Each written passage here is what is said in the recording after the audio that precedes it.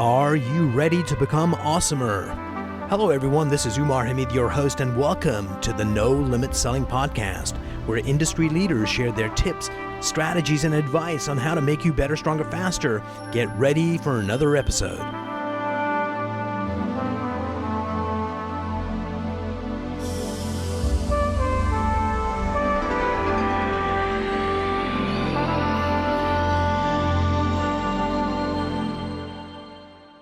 I am really excited to have Amanda Coleman Phelps joining me today. She is the president of Nelson Coleman Jewelers. Welcome. Thank you. Thank you for having me.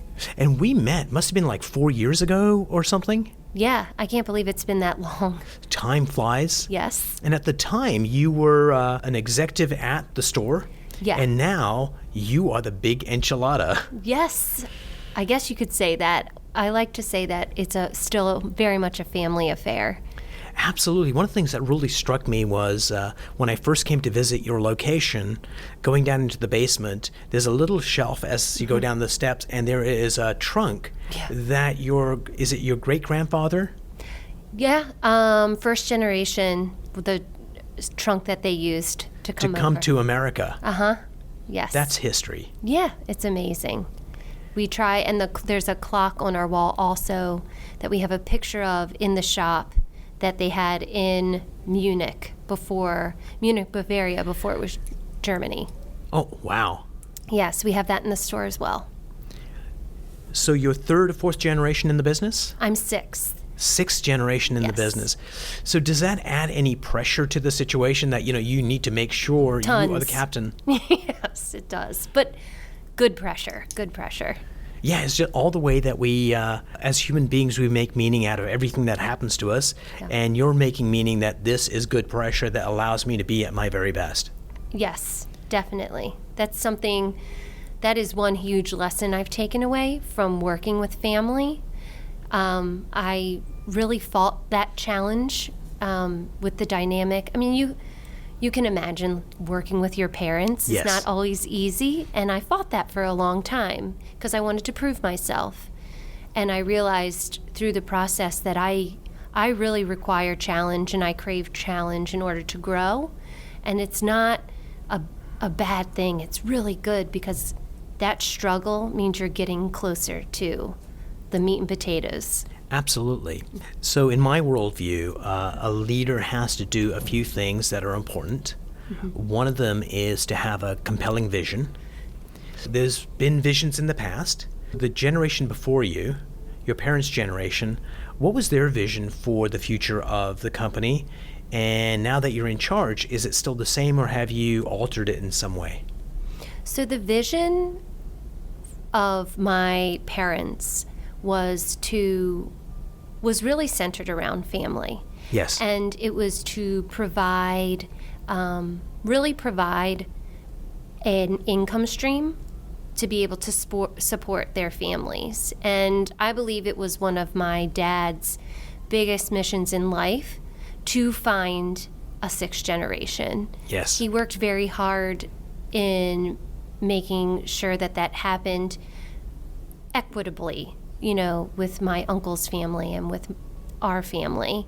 And so really his mission was to obviously provide a beautiful product in a professional, fun atmosphere, but also to provide a succession.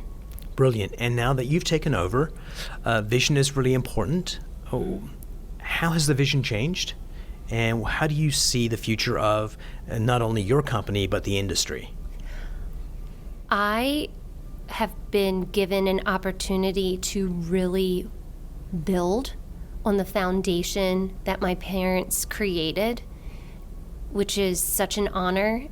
And it's almost like they built the base of the house, the foundation, and I get to build the rest of it. And so I really see us growing in multiple locations, being able to provide a trustworthy, fun atmosphere for our clients that really touches all the life cycles of the jewelry purchasing experience, usually starting with bridal, all the way up until it's time for them to, possibly dispose of their jewelry so that someone else can enjoy it someday. Nice. As you grow your organization, you certainly have the legacy from the past and parents that are, still watching. Yeah. So what's that like? How do you balance the take a breath, stay calm, and still grow the company? Like, what's that like? Because there's lots of people that have multi-generation companies, and it's a very challenging thing to navigate. Giving people the benefit of the doubt. I'm very lucky in that I don't work with anyone who's malicious. My family, they're great people. And so when things get heated or opinions get really pushed, I know that there's a reason for that. And so giving everyone the benefit of the doubt and taking a step back and allowing them to explain their point of view and really listen. I find in nature, I'm a very reactionary person. So something I do for myself to give others the opportunity to explain is to ask questions. And I find that the only thing I can control is my own behavior. Yes. And so by controlling my own behavior, that's the only thing I can do to help keep things calm. And like I said before, my family, we have no problem telling each other how we feel. I think for a period of time, I resented that. Yes. But now that I'm older and have a family of my own, I've just totally embraced the fact that I've been raised in an atmosphere where we're not suppressed. And so being able to foster that in the workplace in a professional way has been kind of a goal of mine. And I think asking questions is really important for two reasons. Number one, oftentimes a person that's agitated, they don't realize the underlying cause of the agitation. They just know, right, this has triggered something within me and I'm reacting this way. And that's the reality. And by asking questions, sometimes you can give them insights into, oh, this is making me feel unwanted or unsafe. Exactly. And then once you get down to the core issue, then you say, oh, we can solve that. Here's what I'm doing. And so number one, you help them get insight. And number two, questions allow you to mess with the brain chemistry in somebody else's head. I was doing a demonstration, a presentation, and I turned to the woman to my right and said, do you remember the first time you held Jack in your arms? That's her oldest son. And her entire demeanor changed, and she had these dreamy eyes, and she got transported back 15 years to holding her son for the first time. Yeah. And just by asking that one question, I changed her brain chemistry. So we have this amazing power that we sometimes don't realize how useful it is. It's true. I tell my kids all the time, because I have two boys, and having young boys means that we talk about superheroes a lot. Same with my husband, too. I don't think he would mind me saying that. But I always tell them, you really are a true superhero. We have the power of choice, and we can choose truly what we can do every day, and that will impact what's going to come next. And I know they're 6 and 4, so I know they don't truly understand what that means. It took me a long time to figure that out for myself, but if they can figure that out, I know that they'll have a really good shot to be who they want growing up. Absolutely. If you remember when I did a presentation for your team, yes, I said, most of our beliefs come by the time we're 7 years of age. So you've only got another year left in I know. days. Hurry up. And hurry up and program it, and then you're on your own now. Yeah, exactly. Being a manager, you also have staff. And you have a certain way you want your staff to interact with clients that come in. Yes. How do you instill that in their hearts and minds? Because we've all been to restaurants where somebody greets you, takes you to your table, and they say all the right things, and you know that they don't mean it. And other times you go in and you can just feel that welcome. So how do you get people to really authentically interact with people in the way that you want? I'm a big believer that it comes from the top down. So if I want them to act a certain way, I need to be the example. Otherwise, I'm giving permission for them to not act that way. I'm a big believer in how we say things is just as important as what we say. Probably more so. Probably more so, because I joke around, I use the example with like a dog. if I am excited, I could say anything. I could be like, I'm going to take away all your treats. But And if the dog will be happy and wag his tail. happy and Yeah. wagging their tail. So that's important. Have you seen that State Farm commercial where this young lady, she's getting her first car and her dad's presenting it to her? Have you seen this? Yes, I totally know the one. And they're then doing the same dialogue, but it's And totally there's a guy different. who's got his car wrecked. Isn't that amazing? Yeah. It's all tonality. It's so true. And that is something that we try to talk about when we're doing, live examples and role playing. Just how we say things will put the customer at ease, but we truly have to mean it. And I think working in an environment where your boss truly cares about you and your well-being, if that's not there, then it's really hard to Absolutely. say things the way that should be said for the client. So how I treat them is going to dictate how they treat their clients. And modeling that behavior is not only essential for boss, employee, but mom and sons too, right? Yes. Because they don't care what you say, they watch what you do. Yeah, and I try not to turn it off when I get home. I try to keep it on. What is a lesson that you learned from one of your parental units or your uncle that you still use today that makes you a better leader? Probably the biggest lesson I've learned was, I've learned a lot from my mom, my dad, and my uncle, but one from my dad sticks out. It's the willingness to apologize and to accept when you're wrong and accept that you've made a mistake, letting go of that ego and that pride, because I have learned that until I'm willing to apologize and accept the things that I haven't done well and that I need to improve on, I'm not going to change.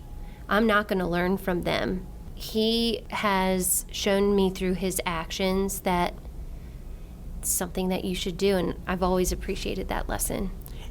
One of the worst situations in the world, maybe, is when one spouse has an affair. Yeah.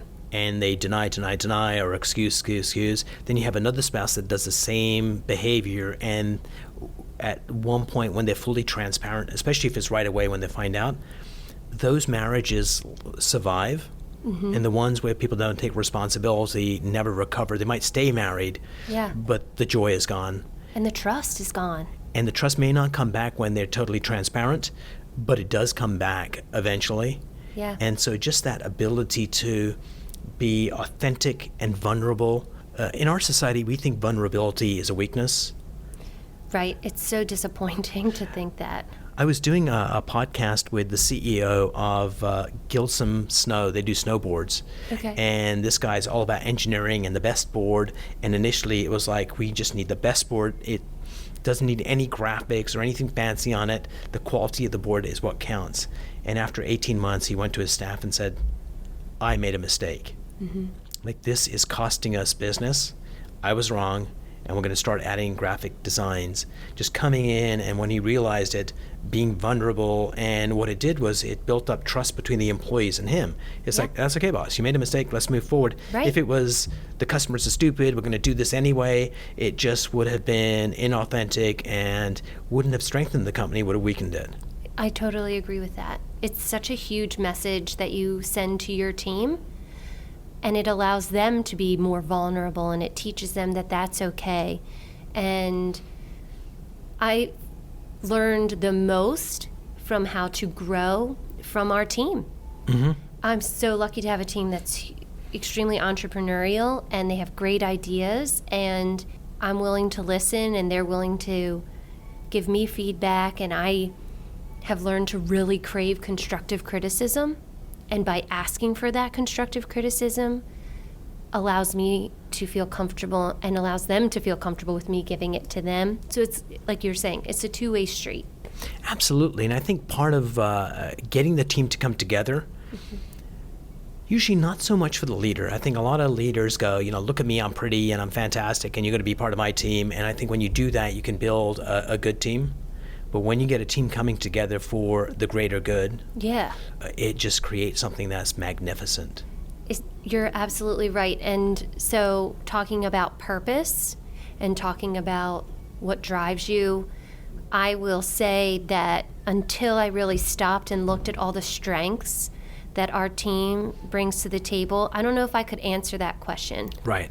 But now that I look and I see everything that our team brings, the real purpose that I have is to create an environment for them where they can grow, because you spend all this time at work. Shouldn't you love it? Shouldn't you feel like you have a purpose there and you can be innovative and grow? And man, how cool is that I get to create that atmosphere for them? That's a huge driver. Good for you, because I think I told you what I thought leaders were. Yeah. Another definition is leaders need to have a kick-ass, amazing vision that inspires people to go beyond. Mm-hmm. Build a culture, and that's what you're talking about, where people suspend their fear, come at the enterprise with passion and joy because they trust in the leader, and that trust allows them to go beyond their capacities. Yeah. And then the third thing is long-term shareholder value. How do we make sure this entity grows? Right. You can do those three things, easy to say, but a constant challenge to live up to.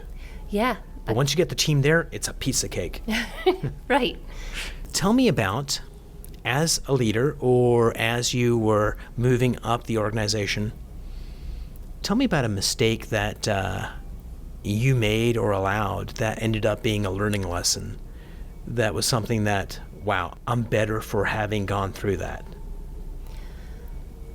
Geez, I have so many. I'm trying to think of a really good one. I think a mistake that I have made, maybe not very specific, is not being completely transparent with people. Mm-hmm. That's something that I try to work on. Early on in my career, not being completely professional and being on time. And I know that seems silly, but not paying attention to some of the things that really make you a professional person. Right. That would be one. And that's huge. Huge. The way I handled conflict with my family, I learned a lot from how to handle conflict that way. Not handling it well is how I learned to handle it well. Sometimes you got to go through the crucible of go through the fire to get to the other side. Right. And so those are some major mistakes I think I've made in my growth, just in life. Not always being very appreciative of what was given to me, and having too high expectations were some mistakes that I've made. Keeping people in longer than they probably should have been. Yeah, it's tough being a leader, isn't it? It's tough because I think and I'm still learning, one of the big lessons is you think that's what is best. You both think, you and the employee both think that that's a good fit, and you're trying so hard to make it work. And it's up to you as the leader to decide when it's not working anymore. And so keeping someone longer instead of allowing them to be free to do what they should be doing is a disservice to everybody. It is. It's a disservice to everyone. And a huge distraction for the leader. Huge distraction for the leader and really everybody. And it puts your culture in your workplace at a lot of risk.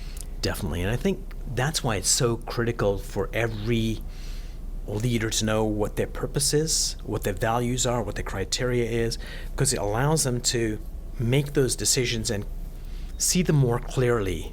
Then when you don't absolutely know what that is, then there's this nebulousness that stops us from executing at the speed and the certainty that we need. Because the rest of the company is relying on the leader to fulfill that role. Exactly. And it's not an easy role to do. No. Because tough decisions and lives depend on making the right decision, because they got families and kids and all that stuff. Exactly. And you want to make that choice I think it's not recognizing that you're holding them back. Yes. And the initial shock it's always hard. But I think if the person is open enough to the fact that that's not their right environment to thrive, then they will ultimately understand. So I'm going to do a podcast that might make it a video one. There's this process that I developed that is designed to help teams and individuals get clarity on what's going on now, what's happening in the future. Employees especially can take a look at, oh my God, this is a problem. And oftentimes they self-select out of the equation because it brings clarity to the situation without emotions being involved. Sure. And so when it's done, I'll send you a link to it. Okay, that would be great. So, Amanda, is there something I should have asked you that I did not? I cannot think of anything. You do so well asking questions. I can't think of anything. Is there a book you're reading right now or have read that you would recommend to people? Yeah, it's a short read. It's by Rob Slee, and it's called Time Really Is Money. And it helps you as a leader. Well, it helped me as a leader, and also someone who works as a manager still in the company. Yes. Really look at how I spend my time and the value of that. And I think a lot of leaders get bogged down in the everyday tasks. Yes. And don't spend enough time really strategizing and giving themselves permission to think about their company and the big picture. Yes. And in reading this book, it really forced me to have to look at my day, how I'm best using my time, and it was important. Because I'm not sure how much you're worth an hour, but it's a lot more than you're getting paid. Let me say this. Oh, I don't know. Because oftentimes if we're doing tasks that are utilitarian, then we're doing a disservice to the organization because, wait a minute, I'm being paid, let's say you're a consultant, you might be paid $500 an hour. I'm doing this $10 an hour work. Exactly. And I'm getting paid $500 an hour to do it, and I am ripping my own company off. Whereas you go, hey, doing this high-end work and making relationships with amazing customers that could be 2 generations worth of business coming into our store is your highest value to the company. Exactly. And getting others to understand that and communicating it to them. And you're right, it really kind of trickles into all areas, because if I'm not doing it, then I'm suppressing others from being able to do what their best suited tasks are, and that can create morale issues here, and so that all kind of lies with me. And it's funny you brought up the pay. Yes. And I can say that was way more important to me before I came into this leadership role. Isn't that amazing? Yeah, and then as soon as I came into this leadership role where you would think your pay would grow, it became something a secondary issue? A secondary, it's certainly not my fulfillment. And then whereas I thought it might be, it's definitely not. My fulfillment is watching other people make money in my business. We're going to do a high five right now. It's true, and it's so much. I get such a greater reward watching that than for myself. And I'll have people say to me well, because that's going to help you grow, and I'm like, I'm not even really thinking about that, and it's cool. It's really cool. And I could see you 4 years ago. If somebody said that to you, there would be an eye roll. I would be like, well, and I never was a materialistic person. I'm still not, but it's not even a thought right now, and it's really cool. I would hope that all leaders can get to that point, because I don't think until I got here I really had the amount of clarity I have now. Brilliant. Amanda, thanks so much for sitting down with me. Thank you for having me. This is fun.